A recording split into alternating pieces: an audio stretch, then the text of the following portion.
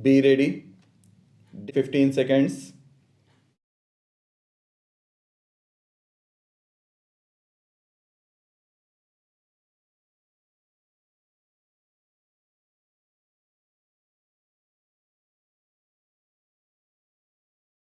We started planning as the house will remember 3 years or 4 years ago with very little data. It is very difficult to plan without data. Gradually, we have collected data. Gradually, we have made the status and the people in the states plan conscious. All the time, we have had to face the terrific problem of food shortage in this country. We came to the conclusion, rightly or wrong, that in the first 5 year plan, the most important thing was the agricultural front.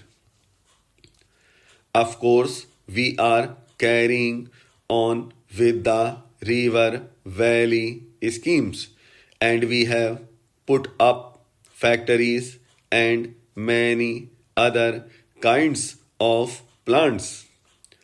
But essentially, we realized that food shortage was the big problem and we concentrated on that.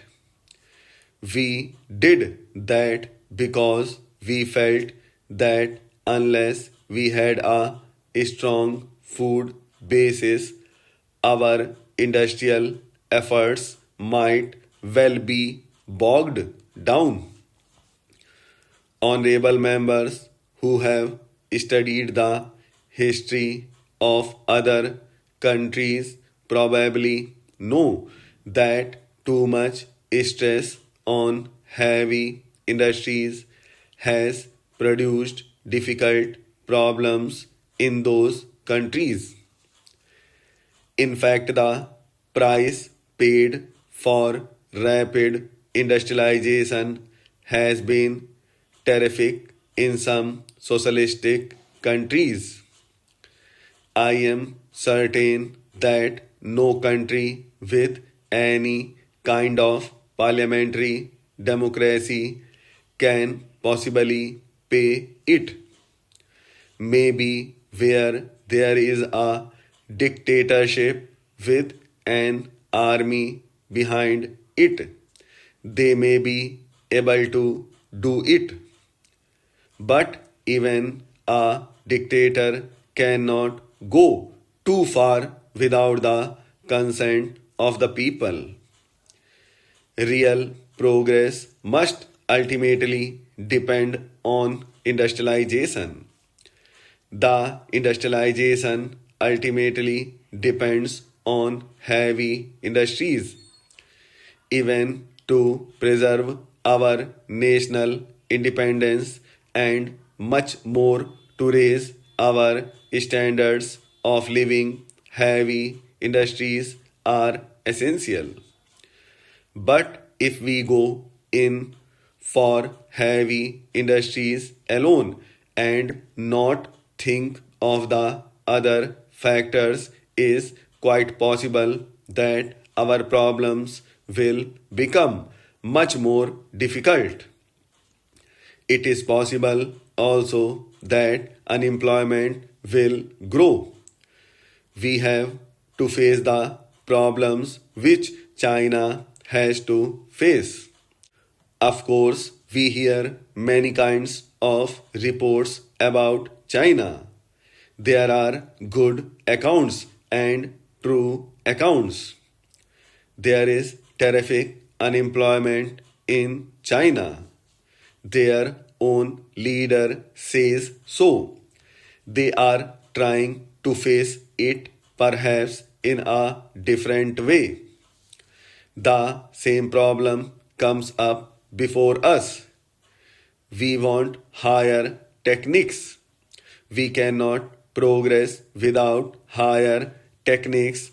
but the moment we think of higher techniques, we cause unemployment.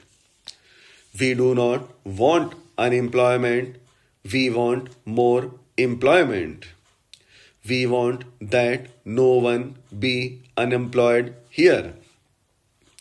People talk about the public sector and the private sector. Does the House realize that the biggest and the overwhelming part of the private sector is the private sector of the peasants in India? That is the real private sector in our country, not the few factories we have. There is much discussion about the public sector and the private sector. I said the other day and have said it more than once that I attach great importance to the public sector. The pattern of society that we look forward to is a socialist pattern of society which is classless, casteless. So far as the Congress is concerned, for a long time past, it has laid down its objective as a casteless, classless society, which obviously can be attained only in a socialistic pattern. But I would beg of you not to imagine that because socialism conceives of nationalized industry, therefore you must have all industry nationalized. I think that as the socialist pattern grows, there is bound to be more and more nationalized industry.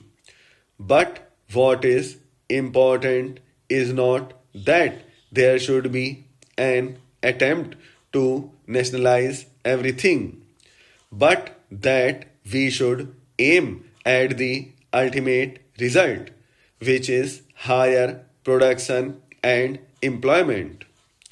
If by taking any step you actually hinder the process of production and employment from growing, then that does not lead you to the socialistic pattern. In a country like India, where money, trained personnel, and experience are lacking, we have to take advantage of such experience, training, and money as we have. We want to make this business of building up India a cooperative enterprise of all the people. We try to avoid conflicts and try to avoid taking steps which have a chilling effect on this pattern. We want to go ahead in regard to production and employment. That is the vital thing. And in order to attain that, we have to create the right atmosphere and encourage initiative.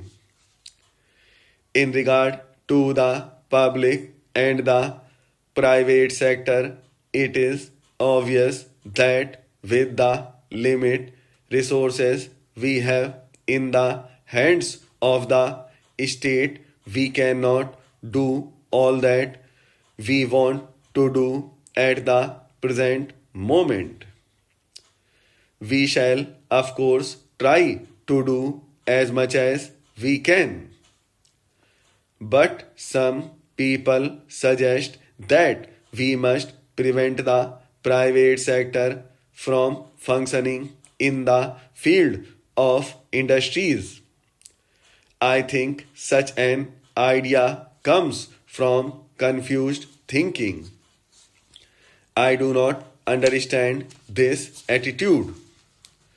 I want a socialist society in India.